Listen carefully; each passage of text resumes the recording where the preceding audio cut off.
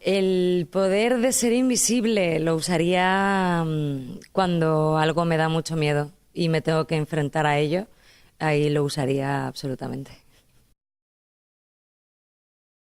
En mis giras hay muchas ciudades que no pueden faltar. No puede faltar Madrid, no puede faltar Sevilla, no puede faltar Málaga, no puede faltar Barcelona, no puede faltar Bilbao, no puede faltar... Es que no, como si sigo, te digo todas. Es que yo he vivido mejores giras de mi vida aquí. Depende del día. Hay veces que si veo que me contradicen y no tienen razón, peleo. Peleo hasta que consigo explicar que no tienes razón. Pero si me pillas muy cansada y veo que la otra persona tampoco tiene mucha capacidad para llegar al entendimiento, me conformo.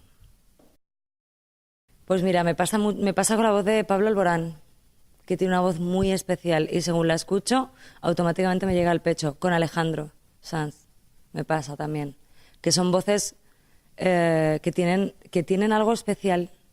Una es mucho más arena, la otra es más sutileza y la verdad me llenan mucho. Lo que más feliz me hace de cantar con Alejandro Sanz es cantar, compartir y cantar con él.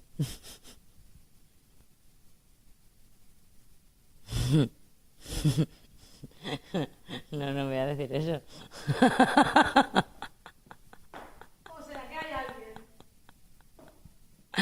Sí, pero pasamos de pregunta.